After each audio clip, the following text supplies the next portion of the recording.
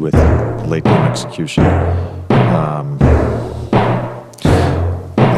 No, ain't no party like a Diddy party, so. Yeah, that's what's up.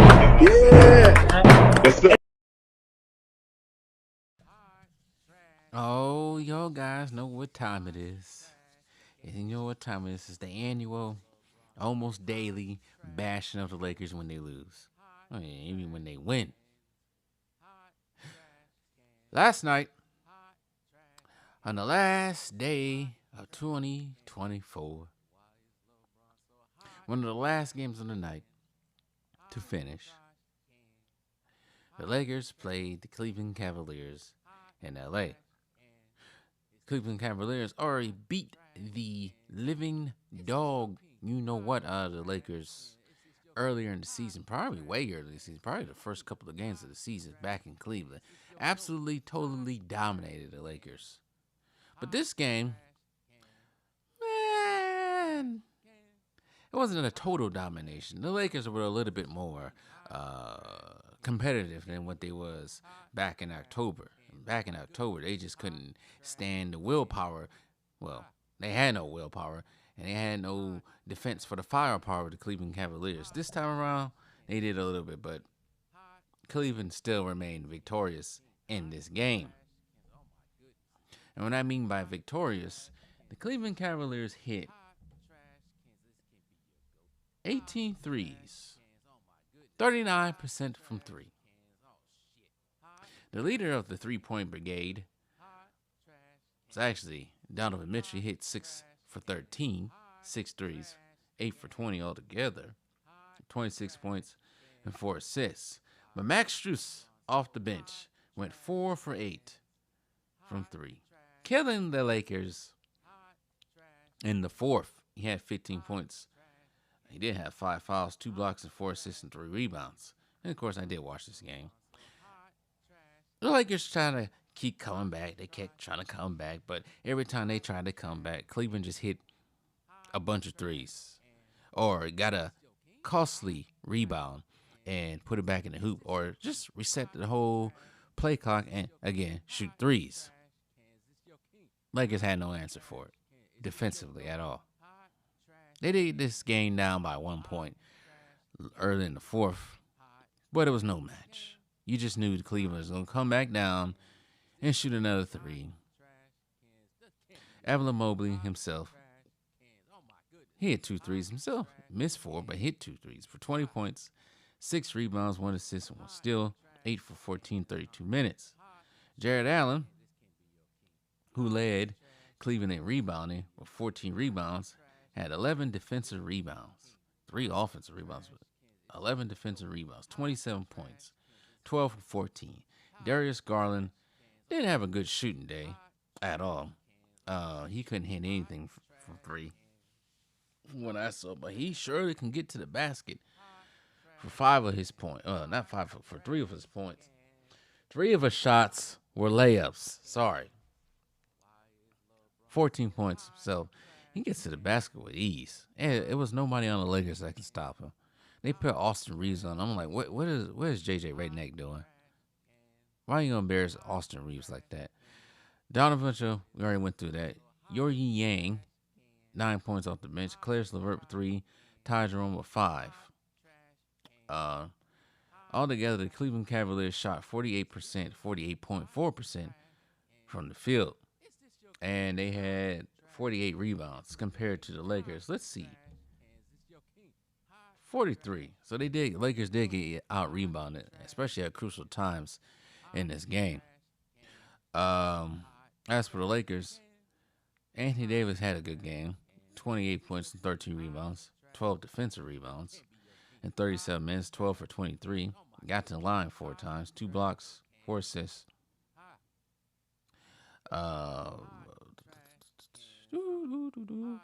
Rui Hachimura, 7 points.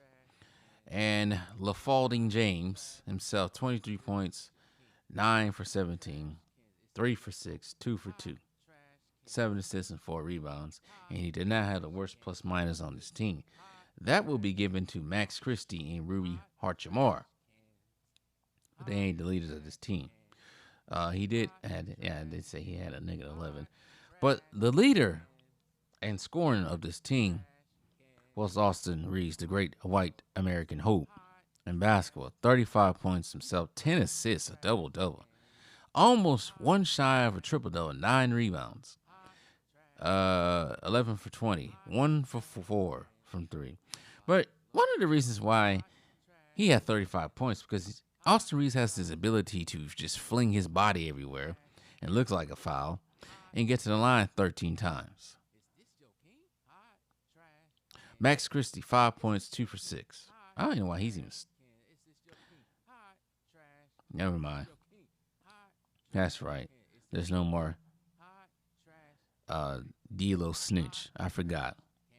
Speaking of D'Lo Snitch, his replacement, Dorian Finney-Smith, 2 points in 20 minutes. I feel like this trade is very short-sighted, but whatever. Cam Reddish, nothing. 4 rebounds, but nothing. A big fat donut in 19 minutes. The other newest addition, I should say, Shake Milton had 6 points off the bench in 10 minutes. Dalton Kennett, 4 points in 22 minutes.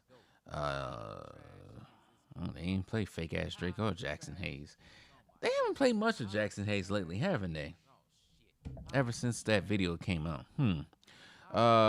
Lakers got to the line 2 more times than the Cleveland Cavaliers. So, once again, another time, another instance of the Lakers leading their opponent in free throws. Like I said, they got out-rebounded 43-48. And they did not shoot well. A stinking 25% from 3. 9 for 35. 44% from the field. And they kept shooting threes, too. They kept shooting threes. Of course, LeBron had the most three-point attempts on his team, of course. But they just kept shooting threes. Nobody can make anything. They're just breaking everything out there. And when they did that, Cleveland was just right there just to get a rebound. Just like, oh, thank you for the rebound, sir. So that's partially one of the reasons why they lost. And mainly, this team can't play a lack of defense. That's a lick of defense. Can't play defense at all. They play horrid defense, and that's pretty much been their MO for the entirety of the season. I don't know why they think Dorian Finney-Smith was going to come in there and change their fortunes defensively.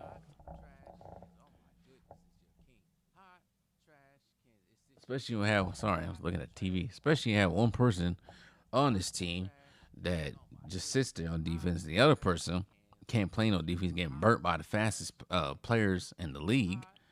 And only have one defensive anchor, Anthony Davis. The rest of the team was subpar in defense. Shoot. I told y'all. It's because they traded these guys and got Dorian Finney-Smith and Shake Milton. It's not going to change anything at all. And it never will be. They'll be a play-in team. As they go 18-14 for the season. Cleveland jumps to 29-4. But a big shout out to the Cleveland Cavaliers. We know the media is not talking about them and don't want to talk about them, mainly because they know the truth about Cleveland, because Cleveland also has had the biggest turnaround since LaFraud has left the team. How many seasons they spent terrible? But 18-19 season, it was terrible. 19-20 season, it was terrible. I think the 20-21 season, they started to improve a little bit. And then I think they was just in the play-in 21-22 season. They was just in the play-in. Then they got Donovan Mitchell back to the playoffs. So it's been pretty quick turnaround since LeBron left. And this same thing happened to Miami as well. And they don't want to talk about it. But anyways, we're talking about it. Shout out to the Cleveland Cavaliers as they get another win and also remained undefeated in the West. But that might change. They do got to go to OKC in their next game. So we shall see. Goodbye.